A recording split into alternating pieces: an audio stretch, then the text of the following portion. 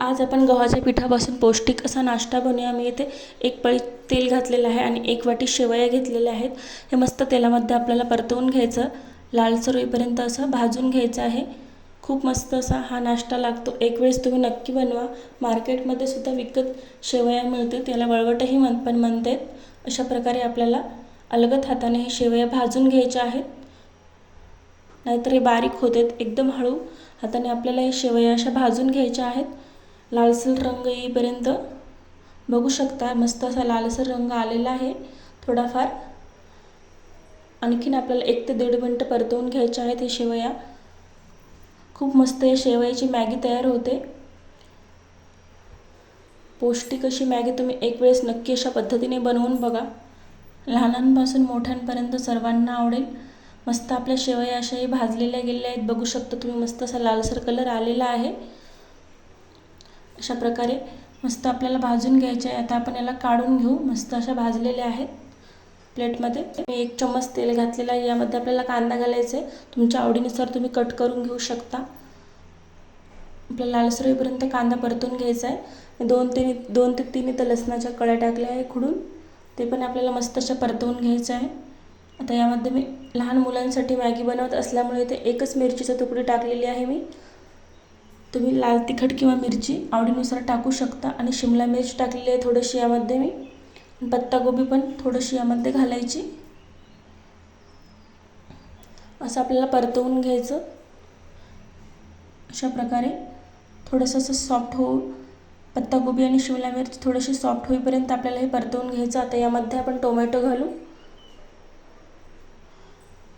टोमॅटोला पण आपल्याला परतवून घ्यायचं अशा प्रकारे।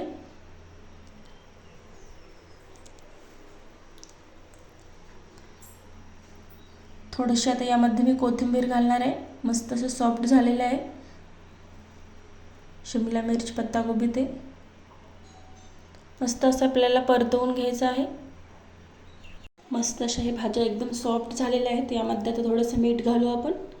मीठ व्यवस्थित असं परतवून घ्यायचं आहे आपल्याला। आता यामध्ये थोडीशी अर्धा चम्मच एवढी हळद घालायची। हळदीला पण आपल्याला मस्त असं परतवून घ्यायचं आहे। तुम्ही यामध्ये मिरच्या किंवा लाल तिखट पण घालू शकता। मी इथे लहान मुलांना बनवत असल्यामुळे मी मिरचीचा तुकडा एक अगोदरच घातलेला आहे। आता यामध्ये आपण 1 वाटी शेवया घेतलेल्या आहेत, तर यामध्ये आपल्याला 2 वाटी पाणी घालायचं आहे। परफेक्ट असं हे पाणी होतं। 1 वाटीला 2 वाटी पाणी। जर 2 वाट्या शेवया जर तुम्ही घेतल्या तर 4 वाटी पाणी आपल्याला घालायचं आहे यामध्ये। जिरं पावडर 1 चम्मच घालायचे। बघू शकता किती मस्त असा कलर आलेला आहे। खूप मस्त अशी मॅगी होते तयार या शेवयाची। एक वेळेस तुम्ही नक्की अशा पद्धतीने बनवून बघा। अशा पद्धतीने जर तुम्ही एकदा मॅगी बनवली तर बाहेरची आणायची तुम्ही विसरून जासाल। अशा पद्धतीने नक्की, आणि पौष्टिक पण खायला आहे। मस्त अशी गव्हाच्या पिठापासून मस्त अशी उकळी आली की आपल्याला यामध्ये ही शेवया टाकून द्यायची आहे। छान अशी उकळी आलेली आहे, तर हे अलगद हाताने आपल्याला असं हे परतवून घ्यायचं आहे। 2 ते 3 उकळ्यामध्ये अशी मॅगी आपली मस्त शिजून रेडी होते, 4 ते 5 मिनिटांमध्ये। आजची रेसिपी तुम्हाला कशी वाटली कमेंटमध्ये नक्की सांगा। व्हिडिओ आवडला असेल तर जरी तुम्हाला व्हिडिओ आवडला असेल तर एक लाईक करा, शेअर करा, चॅनलला सबस्क्राईब करा। अशाच नवीन रेसिपी तुम्हाला बघायला मिळतील। बघू शकता मस्त अशा थोडंफार आपल्या शेवया शिजलेल्या आहेत। आपल्याला पूर्ण हे पाणी सोकून घेईपर्यंत आपल्याला हे शिजवू द्यायचं आहे। आणखीन 1 ते 1.5 मिनिटापर्यंत मस्त अशा शेवया आपल्या रेडी होतील। बघू शकता निम्मे पाणी झालेलं आहे आपलं। थोडा वेळ प्लेट झाकून ठेवायची। बघू शकता किती मस्त कलर आलेला आहे। मस्त अशा शेवया आपल्या रेडी झालेल्या आहेत। तुम्ही याला मॅगी सुद्धा म्हणू शकता।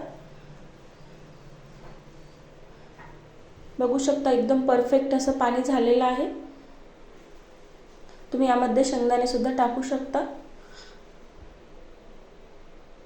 जरी तुम्हाला आजची रेसिपी आवडली असेल तर एक लाईक करा, शेअर करा, चॅनलला सबस्क्राईब करा। बघू शकता किती मस्त अशा शेवया आपल्या रेडी झालेल्या आहेत। पाणी सुद्धा बिलकुल राहिलेलं नाही यामध्ये।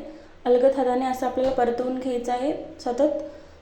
शेवया आपल्या कढईला नाही तर बुडायला लागते, त्यामुळे बघू शकता एकदम अशा मोकळ्या शेवया आपल्या झालेल्या आहेत, बिलकुल एकमेकांना चिटकलेल्या नाहीत।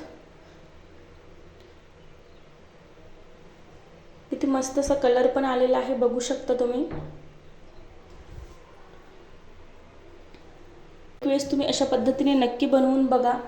4 ते 5 मिनटामध्ये हे शेवया रेडी होते. खायला पण छान आणि पौष्टिक आहेत. नक्की तुम्ही एक वेळेस अशा पद्धतीने बनवा, सर्वांना आवडतील.